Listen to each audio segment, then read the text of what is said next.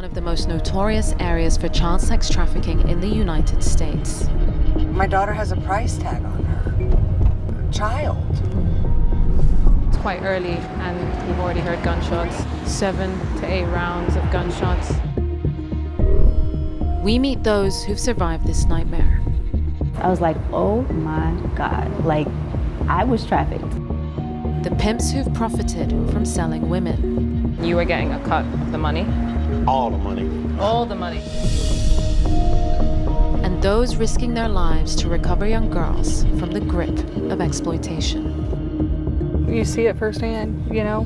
She's just a baby.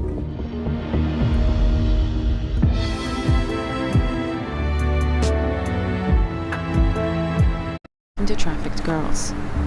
One of them is Robin Corey, whose daughter Kristen was trafficked and remains missing today. Private investigator Betty Simons has been helping her on her search. And you always go out rolling this deep? Yeah. Why? Well, I mean, we're in Hueston. Betty has recovered 45 underage girls from sex trafficking. It's dangerous work. What should we expect out there? You just don't know what's going to happen. They're stepping into their territory, you know, so we all are taking a risk by being out here. But it's what we do, right? From cars, the security team will monitor Robin and the group doing outreach. Most are ex-army turned professional bounty hunters who make their money catching fugitives and do this child recovery work pro bono. So what's that gun? It's AR-15. Is that an AR-15 as well? It is. Why'd you choose an AR-15? Holds a lot of rounds. Okay. So if the traffickers do start shooting, what will you guys do? What's the plan? We're going to take cover, call 911, and defend our position. As in shoot back? Absolutely. To see these guys kitting up, carrying this much protection, bulletproof vests, arms, just to go out to Bissonnette Street, it really just makes you think how vulnerable these women and underage girls are right now. We set off for Bissonnette Street, a hot spot for sexual exploitation. As we approach, we see a row of cars stopping to pick up girls. Many of them look well under the age of consent. You could see 2, 3, 4, 5 girls. In recent years, at least 80,000 children and young people have been forced into sex trafficking in Texas. The average age a girl begins being sold is just 15. Houston has more cases than any other city in the whole of the United States. Bissonnette Street is ground zero. My daughter has a price tag on her. A child. Robin's daughter Kristen was just 15 when she was being sold on this street. I was just simply going up there to look for my daughter, but soon realized we had a problem. Houston, like all major cities, has sex workers who are working for themselves. But that's not what Bissonnette Street is known for. This is where vulnerable girls are forced into prostitution, as their sex traffickers, more commonly known as pimps, circle the block. Can you imagine a 15-year-old being a prostitute? They can't consent. We decide to film from the car while I join Robin and the outreach team to gauge the temperature. You need condoms, booty wipes, Red Bull? Red Bull? The atmosphere tonight is tense. It's quite early and we've already heard gunshots. 7 to 8 rounds of gunshots. We asked the girls if they were okay and they said they turned the corner after they heard. Thank you, guys. You're welcome. Y'all be safe. 2 of the girls came over and sat down for a bit and one of them told us that one of the girls got slapped. It's shocking. It's worse than I could have even imagined. It's this constant rotation of girls. A lot of them look really young. Some of them look 15, 16 at a push. We start to draw attention after talking to the girls, so we leave and catch up with Betty in a nearby diner. How was it tonight? it was normal for me. You saw for yourself how many young girls are out there. These are children that are out there. These are trafficking victims that are being abused. You saw them crying. So this isn't a happy place. It's a very dark place. Our work is never done. When you get one trafficker locked up, it's replaced by 5 more. When you get one child off the street, all they're doing is looking for another one to replace that income source. For Betty, this is personal. Her sister was sex trafficked at 14 and then years later, murdered. For me, it keeps my sister alive. So as we continue to do the work and as we continue the fight, for me, it's keeping a piece of her alive. So that even though she's not here, like they couldn't kill her. They couldn't take her away. Sex trafficking, illegally transporting people from one area to another for the purpose of sexual exploitation, is a form of modern-day slavery. While inherently violent, not all methods are the same. At a cafe which raises funds for survivors of sex trafficking, I meet with Kathy and Dominique, who were both exploited at a young age. They are now mentors for girls who've been similarly entrapped. It first starts with, befriending someone, right? I'm your friend and, trust me. And then the next phase after that is alienation. Kathy's trafficker was a man she thought was her boyfriend. He used a tactic known as the Romeo method. For years, I just called it an abusive relationship. I hid and silenced like the whole prostitution part because I was so ashamed. Like, I took all of the blame. Like, how could I let him talk me into doing that? I didn't understand what trafficking was until I finally, started embracing what had happened to me, this bad relationship. That's when I really figured out what trafficking was. I was like, oh my God, like, I was trafficked. This is crazy. There's a name to it. A 17-year-old Dominique was abducted by what is known as a gorilla pimp. After accepting a job in a strip club to support her young son, he wouldn't let her leave. And he says, I'm going to tell you like this, if you try to leave, you will be killed before you reach Atlantic City. You will never see your son again, and I will spread your body parts everywhere. Just listen to what I have to say, and he began to give me the code. And What do you mean by the code? Is that something that's common? Yes, it's like the street code, where he begins to tell me what I am required to do from now on. That my personal identity is no longer me. That's no longer exists. Like, you're a hoe now, and you belong to me, and I'm 17 years old, and I'm really like losing my mind. And that's what he wanted. That's what he wanted, control over me. Power and control are the currency of this economy, but breaking free is possible. How are you? I'm doing good. Betty takes us to meet one of the girls she's helped recover. Cam is now 19, but was trafficked when she was much younger. How old were you the first time you went to Vigilantes Street and worked on Vigilantes Street? 14. What was the first time like? It was scary because it was the first time, but I wasn't by myself. I had other girls to tell me what to do. So. What were the ages of the other girls? Some were around my age and some were older. Okay, so there were other 14-year-olds? Yeah. Cam managed to get away, but a few years later, after having issues with her family, she was once again being sold for sex. And in the clutches of a violent man. After he choked me out and stuff, I tried to leave. But it was like, it started getting physical to the point he was like, if you leave, I'll kill you. Then he always had guns on him, so I was scared. So it was like, I was too scared and too afraid to even try to leave. So yeah. And he tried to choke you out? Well, he did. It wasn't trying. Cam is now free from her trafficker, who is in prison facing multiple charges.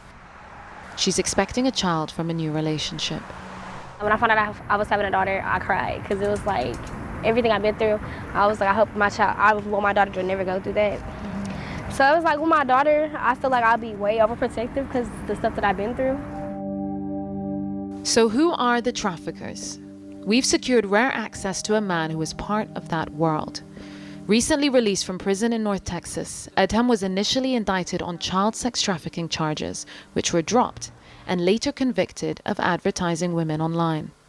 What were their ages usually? They're usually going to be young, but not 16 or nothing like that. Well, for me, maybe like 20, 21. You know, you want them relatively like, you know, you want what the customers want. So you're working with girls, they were going out, they were getting paid for sex from buyers, and then you were getting a cut of the money? All the money. All the money. So what did they get out of it?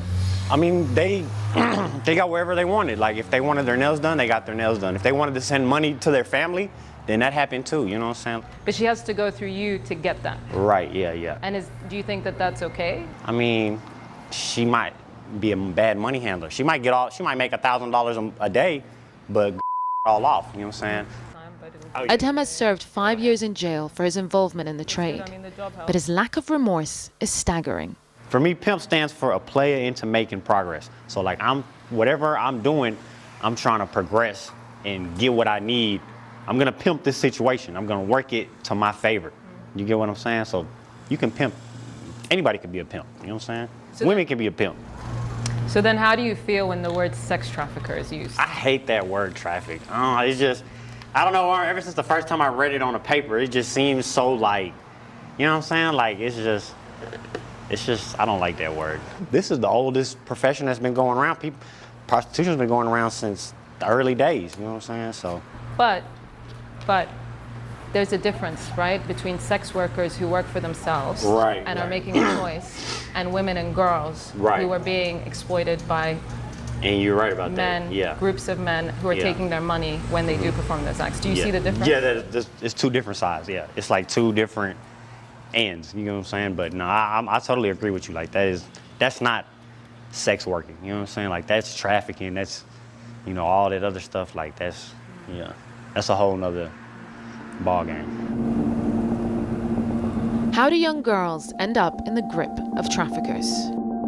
Back in Houston, we meet up again with Robin at her daughter Kristen's favorite pizza place. She tells us how Kristen's behavior slowly began to change. Well, Kristen turned 15. You know, she had her good friends and, you know, friends we knew. She started hanging around with some new people. And that's when she began the runaway thing. I thought it was just typical teenage behavior. But then she just started acting different. So it was like a process. Robin didn't realize that Kristen was being actively groomed. She ran away, and that's when Houston police picked her up on Bissonnette Street. The detectives were talking with us, and clearly she had been sex trafficked. And so I needed to get her away from Houston. Robin arranged for Kristen to stay at her grandmother's house without her phone. And we're kind of making some headway in family counseling, trauma counseling, psychiatrist appointments. And so we thought maybe, okay, it's time to have a phone. No. What happened? She was gone within the next 2 days. Until Kristen is found, her case will remain open. It's been over 2 years since Kristen went missing for a second time. The FBI is now investigating the case, but Betty is still working on it. There's never going to be a time that we don't look for Kristen or that we stop, because there's still a chance. And there will always be a chance until we find her. How long is it usually before you start to be concerned that the girls have been killed? In a 90-day span, I start to worry. Because these children are products, right? They're selling them to make money. And so therefore they have to advertise them. And so if the child is not being advertised or sold, then you can't help but start to wonder what happened to them. Oh, she looks like a kid. Yeah. She very likely is a kid. Kristen is only one of the trafficked girls Betty is looking for. In trying to find them, she cross-references ads on escort websites with the National Index for Missing Children. She looks like her. A little bit. This one? Yeah. She really does, actually.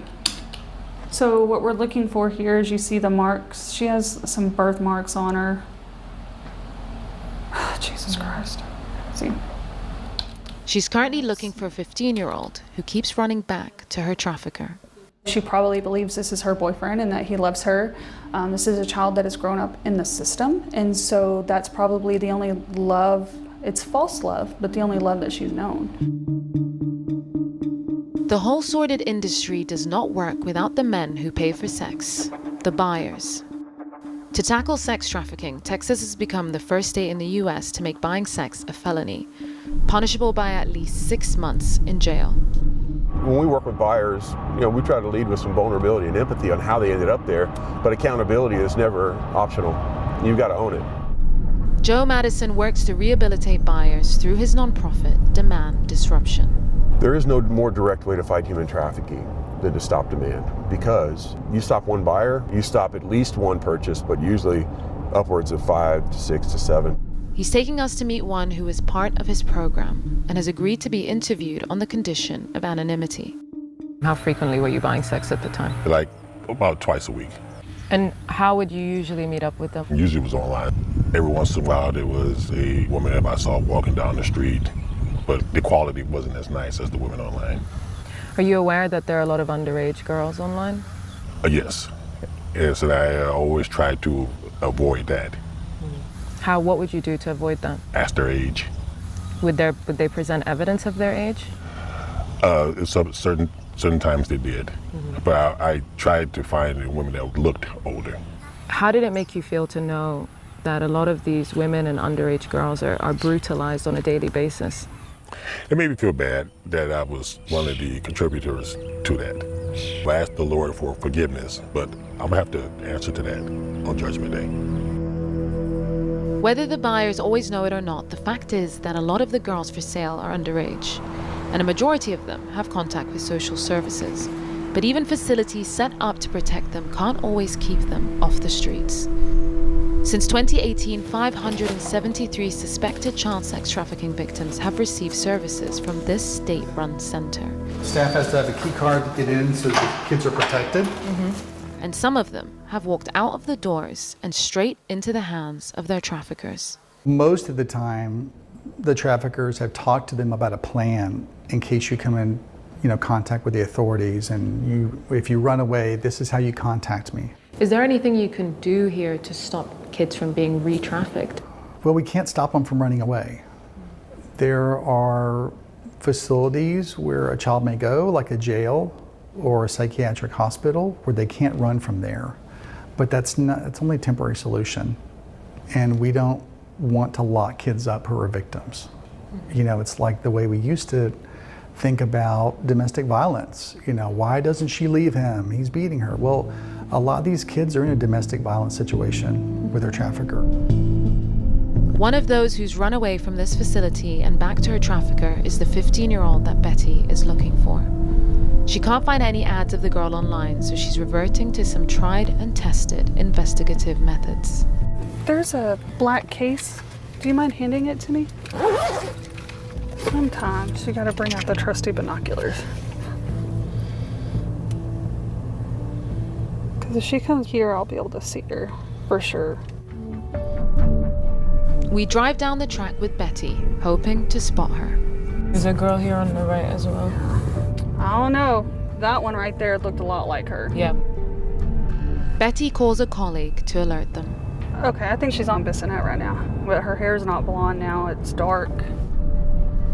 We circle back, but in a flash, She's gone. Yeah, she's picked up. These are the buyers that are saying, oh no, I go for the older girls. That was a 15-year-old. But it's tough, because you see it firsthand, She's just a baby. And just the thought of her, just seeing how young she looks, being with a man who is buying sex, soliciting her, is just really upsetting. Hey, she got picked up, so I gotta wait for her to come back. What? Really? Betty hears news that will complicate her efforts to recover the girl. All right, bye. So she's picked up robbery charges. 15. So she's now being criminalized. And now she's going to be criminalized, which is nothing new. We see this, unfortunately, all the time. So now it's like a catch-22. You're going to have her picked up. She's going to go to jail when she's a victim.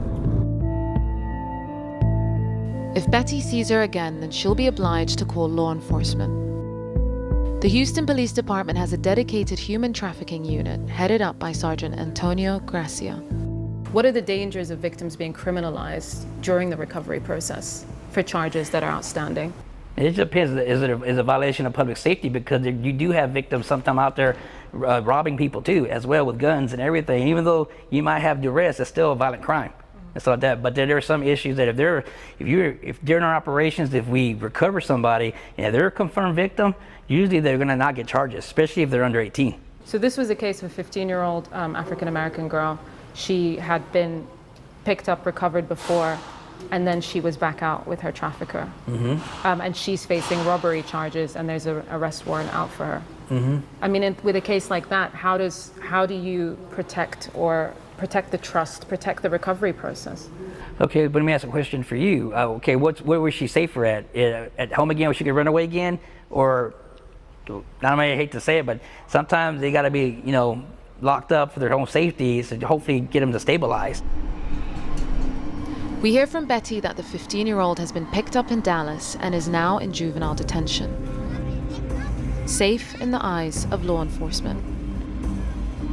But the challenge now is to break the cycle of exploitation that keeps her tied to her trafficker. The challenge for Robin remains the same: finding her daughter. It's 2.5 years looking for your daughter. How are you coping with the stress? I've got to be strong for my other 2 kids, and I've got to show them strength and hope, because my son thinks she's the D word. The D word. He thinks she's died. Yes.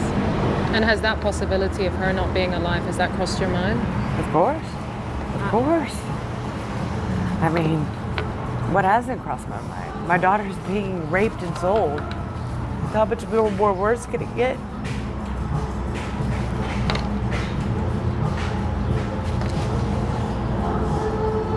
I'm so sorry. I promised her I wouldn't let anything happen to her. So in keeping my promise to her, I gotta continue my search.